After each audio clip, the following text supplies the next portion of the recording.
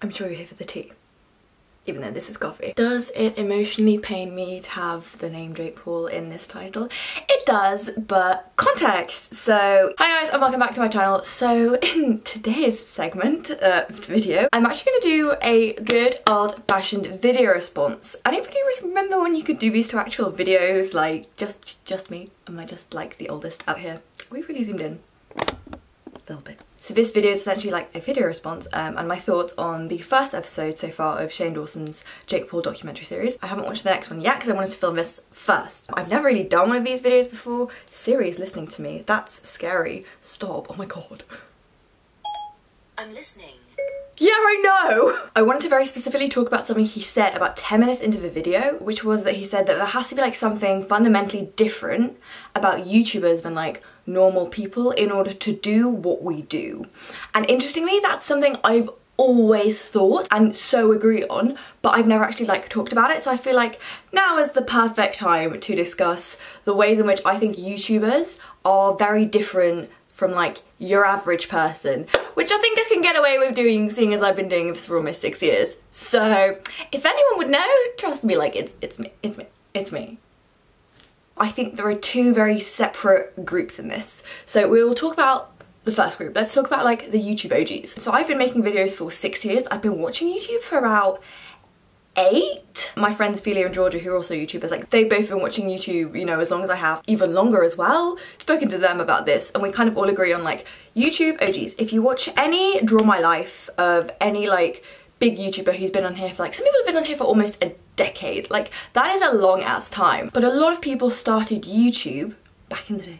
Christ. Because they found it like a new community they could go to, because they needed a creative outlet. Loads of YouTubers have been outcasts that have found a place on the internet. When I started YouTube, YouTube was so fucking weird. The fact that you would sit alone in your bedroom, well, how things have changed, and speak to a camera, that was fucking weird. Like that wasn't normal. I still don't necessarily think it is normal. Like I would just actually, before I would just talk to my mirror to get all of my like things out. And I remember I started YouTube because I was fucking bored. Like I wanted a place where I could have a platform, like I could have a place that was like all mine and I could do what I wanted with it. It was honestly great. You know, so many people came as like outcasts and rejects into this like fantastic little bubble of people who all felt the same. People who all needed somewhere that they could call their own, and you know, as well somewhere that they could control, because a lot of people, you will maybe notice this, it seems like everyone on YouTube has anxiety or some kind of other issue, and honestly I think that is not something that like everyone has anxiety. I think it's the kind of person who does YouTube, I think they're just more likely to be an anxious person. I certainly am, and I know that like one of the reasons I've always loved YouTube is because everything you see, everything you hear, everything you read, I have controlled it, I have designed it, and you only see what I want you to see.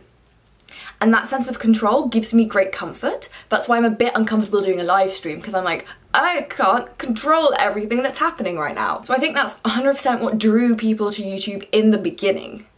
It is not the same now. Because like if you go back and you look at those YouTubers, they're still pretty normal people. They're not doing anything ridiculous or like fucking insane, as we will get to. They are very normal people essentially, and it's always been very introverted, and that's why it's always felt a lot like a community, and that's why it's often like you feel like you are reaching out to a friend and you are interacting with people that it feels like you know them, because people were much more comfortable just in front of a camera doing that than like, you know, maybe in person. Like I am so comfortable right now sat in front of a camera like on my own. I am so comfortable doing this, you know, even though this might be watched by hundreds or thousands or, you know, hundreds of thousands of people, as a couple of my videos now have, which is crazy to me. But still, like, I am somebody who has suffered with anxiety and I've worked so hard to overcome it.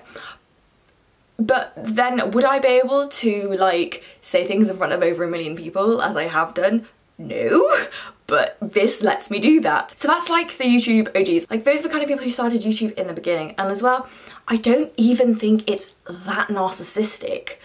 Like, yeah, there is a narcissistic element involved in the fact that I'm filming me, I'm editing me, I'm uploading me. I make a joke to my friends being like, my YouTube is a shrine to myself. And also, you know, the level of attention that you get with that. But again, back when we all started, that attention like wasn't really as much a thing. Like, yeah, it was there, it's an inherent part of the YouTube community, but I remember when Zoella hit 1 million, Zoe Sugg hit 1 million subscribers. That was insane. That to us was a ridiculous number, like we couldn't believe it. It was unheard of. And now we're at a point where if somebody only has 1 million subscribers, they only have 1 million subscribers, you know? Like people are like, oh, is that it? Like that's how the shift we have had in the last 5 years, the way the YouTube community and the platform has changed is, I don't want to say scary, but it's unbelievable. And it is exciting to see that change, and it is exciting to be part of it. But with that shift, what has happened is that it is starting attracting different people to our platform. When we all started, YouTube was a hobby. YouTube wasn't a job. You didn't make money from it. YouTube was not a business. YouTube was not a career. Like the fact that people now say, when I grow up, I want to be a YouTuber. That honestly horrifies me to an extent, because that should not, I don't think it should be like a career goal and aspiration, because think about what you're actually asking, like think about what you're saying that you want. You're not saying that you want to like make content and all that kind of stuff. I think what people are often saying is they want fame and they want attention and they want money and they want all of those things. And I think that is now also what is attracting people to this platform. And with that, the platform is now attracting extroverts rather than introverts. And as a result, you get some of the batshit crazy fucking stuff that you've seen from the Logans. That is the kind of stuff that now ends up on YouTube. Also, this is like a personal thing. They're fucking Viners. I fucking hate every Viner who came to YouTube. I have opinions on this, I'm not over it. I essentially think that most Viners have not adapted well to this platform. I don't think they have. They completely changed it and I don't like it. Probably because I've been on this platform a lot longer than people realise, but I have feelings about this. It really, I just don't like it. It's like they've sensationalised YouTube and to an extent have given it quite a bad name at times. And then that's again obviously led to like mainstream media misinterpreting what YouTube actually is, what it stands for, what this community can do together. I feel like one of the only people who's adapted quite well is Jessie Smiles. Does anyone else watch her videos? I think she's done very well, because it's almost like, it feels like a lot of people took that 15 seconds and then were like, oh shit, we now have a longer format, what are we gonna do with it? I know, I'll make that 15 seconds, that intensity, into that intensity for 10 fucking minutes! No, watching Shane's documentary, like I refuse to ever watch any of Logan, like any of their videos. I fucking refuse to. I do not want to increase their view count, to increase their like watch time, to boost them in any way in the algorithm, and like to give them any of the ad revenue from me clicking on that video. No, fuck that, not doing it. Which is why I really appreciate that then Shane's video was so much like footage just from it that I'm like, I can watch this without supporting them in any way, and kind of just reaffirming the fact that I do believe there to be something fundamentally wrong with the I called them the Logans, they're the Pauls. I don't even know what I'm talking about, lol. So essentially, to recap, back in the old days, reminiscing about the old days of YouTube, lol. Not even fucking sorry. It was introverts attracted to this platform, and now, because of the business opportunity and the money, the fame and the money, now it's extroverts being like, I want a piece of that, and then it's like, shit.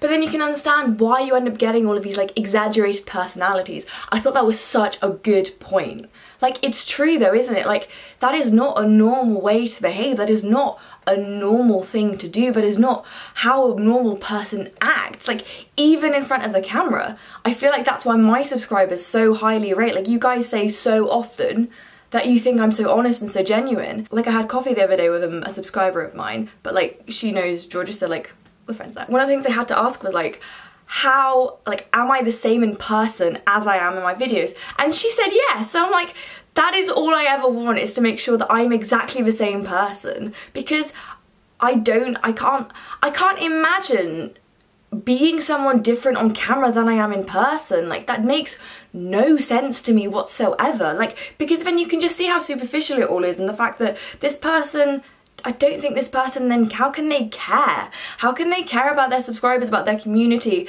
about what they do if they're not even being their real self on camera? It very much bothers me. Like, yeah, okay, I'm not saying that you just like share every single detail of your life to be real or anything, but like, you can just be who you are. Like, you don't have to overdo it, because I find it very off-putting. But then I guess I'm saying that as somebody who is a bit older, I feel like a lot of the people who watch those kind of personas, they are a bit younger, and I feel like they don't then have the same ability to distinguish between what is a normal way to behave and what really isn't, and what is a normal persona and what isn't, because you see that behaviour, you think it's normal, and then you try and adopt it, and then you have a problem. I find it is quite unsettling, especially because they have, he has like 10 million subscribers. Like, for God's sake, it is so Spider-Man, isn't it? With great power comes great responsibility, and they take none of it. They take absolutely none of it, and that should horrify you. The influence they have and the bad they do with it. You could do so much good with so many people, but they choose not to. And that should make you uncomfortable, because it tells you something so fundamental of who they are as, like, who their characters are and who they are as people. So, to the actual documentary though, and to the lowering of my exposure. There we go. I really enjoyed the first episode. I'll probably share my thoughts on the second one on Twitter if you guys want to follow me. The other thing he said that I found really interesting was that Logan is probably the actual sociopath, and then Jake has just started copying him in order to get the same level of success. And then essentially that behaviour, as I said, has then become normal to him, and that for him is now a normal way to behave, when anyone can tell you it's not. But like, I can understand that, like, if you're in this bubble, you can't see past it, and you've got nobody telling you what you're doing is what you shouldn't be doing. If you have nobody in a position of power higher than you to tell you what you are doing is fucking bullshit and fucking stupid, what are you gonna do? Like, and also because of the way they make such content that's so sensationalized, like, people, you want to click on it, but the problem is, even if you want to click on it to say this is awful, they don't see that. They see the numbers, and every time you add to their numbers, every time you do anything like that, it's just encouragement. And that is really scary, isn't it? I think the thing that terrified me the most, to be honest, about that bit of Shane's documentary was the fact that after the whole Logan, Japan, forest thing, the fact that if they could survive that, they feel like they could survive anything. It's fucking scary. That is really scary. But I do agree that I don't necessarily think that Jake is a sociopath. I do think that it's probably Logan. So I'm not entirely sure why this documentary isn't about him. But then again, maybe it's a better thing that it's not about him, because giving him a platform that would be shit. There would just be no... Yeah, there literally wouldn't be any words. That's I guess what I'm looking for. I find it interesting though that Shane was he seems very self-aware of what he knows what he's fucking doing. He knows what he's getting himself into, and you can kind of see the regret in his eyes. Even though I think he obviously knows how well this is going to do and how well it is doing already. I saw this tweet about how Shane has something incredible in terms of getting people to engage and get excited about longer videos. Like, how often do we watch a 40-minute long YouTube video? Unless you're watching my vlogs, but that's not the point. Like, it's so impressive what he's done. I honestly admire Shane so much for that. I'd actually never really watched his videos before. I'd always known he'd existed, but nothing had ever drawn me to his channel.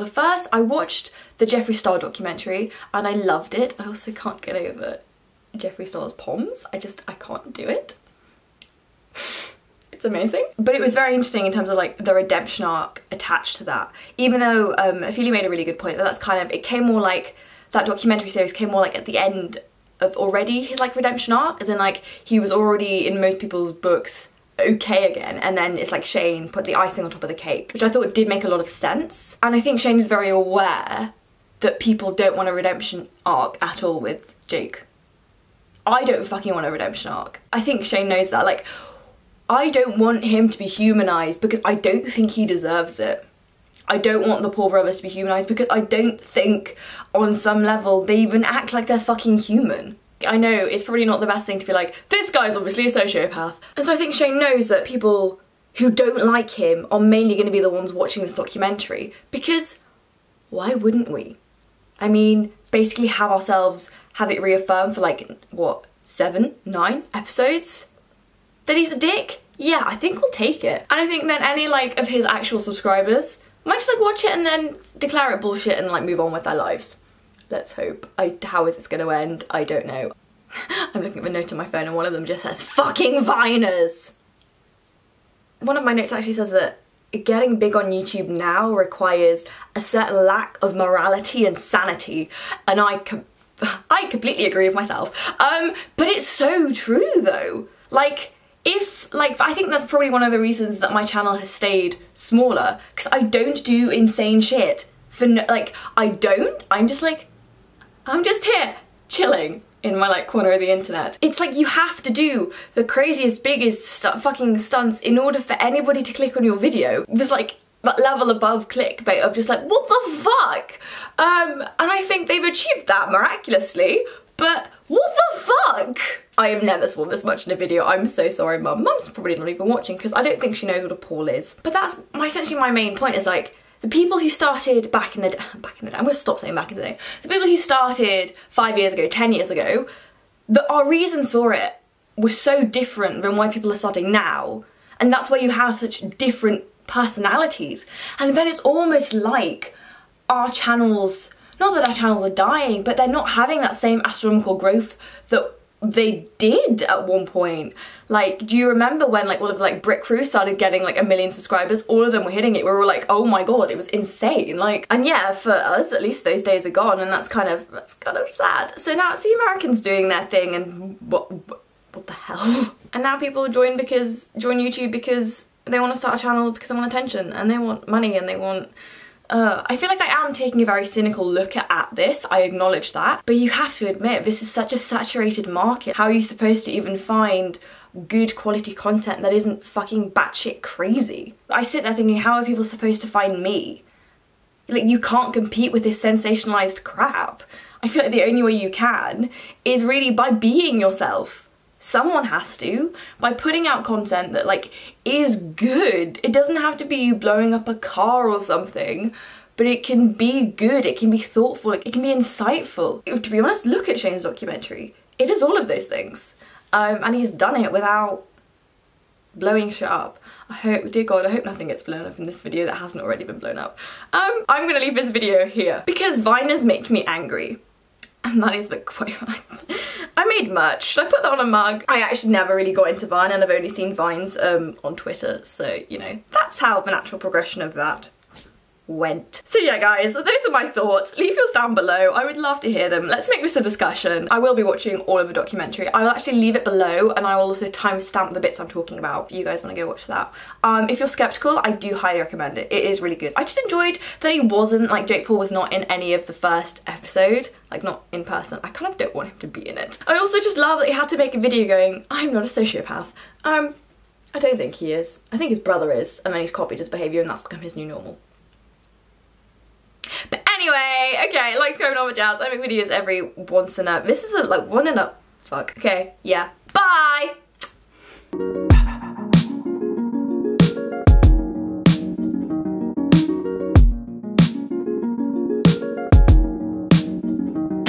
Also, life tip, you can have... no, I'm not gonna tell